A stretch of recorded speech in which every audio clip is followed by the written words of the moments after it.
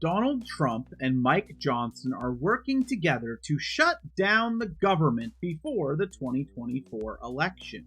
How are they wanting to do this? Well, Mike Johnson has attached the SAVE Act to the budget bill, knowing Democrats won't vote for the SAVE Act. And before we get into what the SAVE Act is, I want you to keep this question in mind. Why are they doing this months before a presidential election, too quickly for anything to be implemented, instead of years ago, if this was so important to pass? Now, what is the SAVE Act?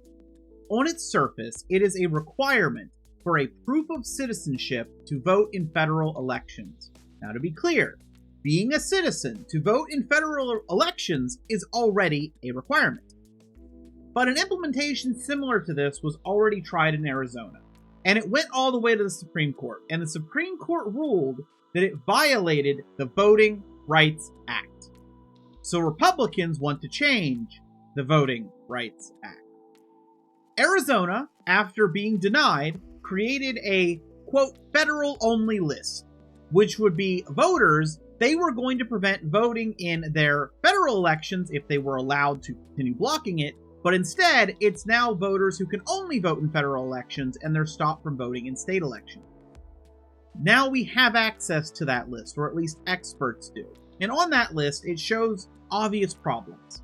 For example, you might expect that list to be full of non-citizens, but instead it's full of college students, young people, homeless people, and basically anyone who moves around. Anyone who might not have citizenship papers on them all the time or readily available. More than 9% of all American citizens of voting age do not have the required documents available to them at this time. 9% of people. That's who they want to prevent voting. 9%. Now, the SAVE Act would require redesigning the entire voter registration process in America, and while it has a requirement that would require states to make it easier to prove citizenship, would they? How long until the states implement that? Would the federal requirement be implemented before the states all were ready to make it easier?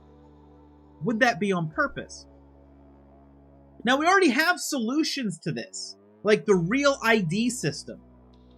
Right now, there are issues for people to even get IDs due to DMV hours, DMV days, lack of transport to a DMV, something Republicans aren't interested in solving.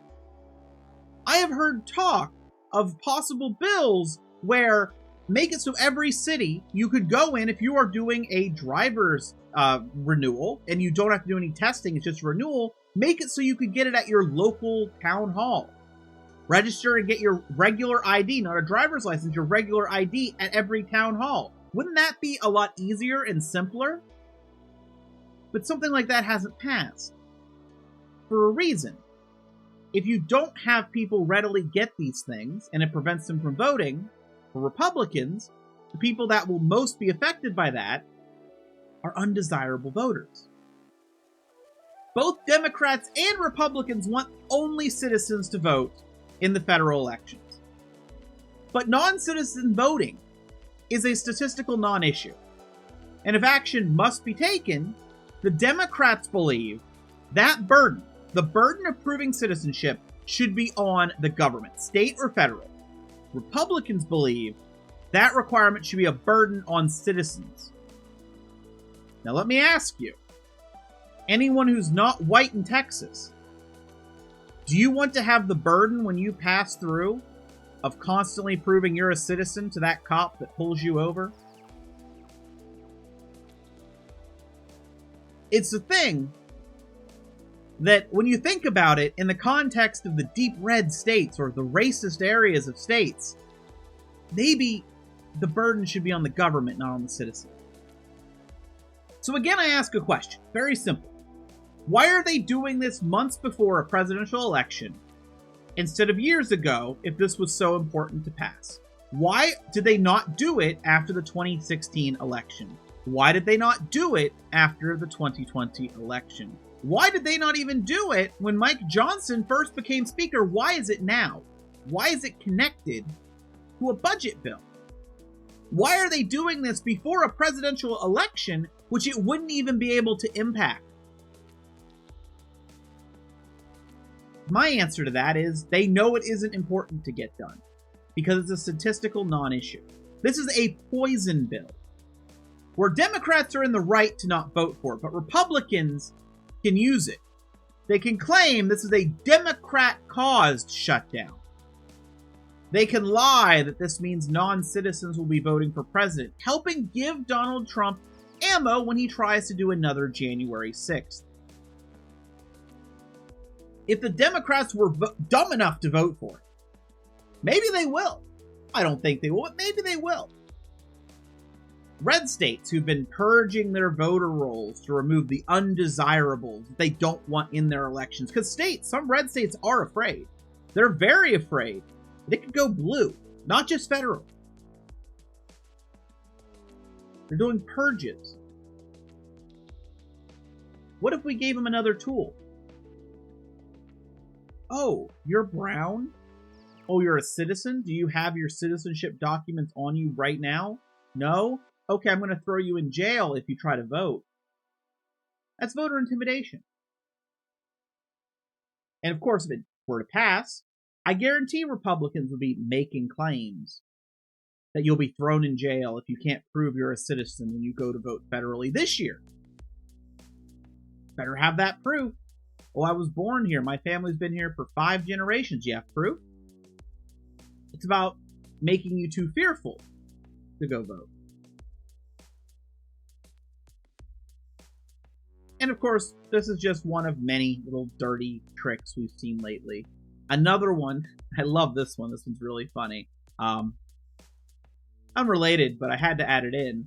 There's claims that there is an ad buy going on in certain select areas by Republicans bragging about how much Kamala Harris loves Israel. And I know what you're wondering. Well, isn't like Fox and Trump and all these Republicans saying she hates Israel? Yeah. But the goal is to make populations they view undesirable less likely to go vote. In this case, Muslim populations that might support the Palestinian people. They'll just put out ads saying she hates Palestine, loves Israel, to try to make people believe they shouldn't show up to vote. I expect this is going to end up with a big story. Now, of course, why did I pick Happy Labor Day? Why did I pick that as the background? No, it wasn't because it was the newest post. It's because a shutdown hurt so many American families. So many people work in some branch of the government.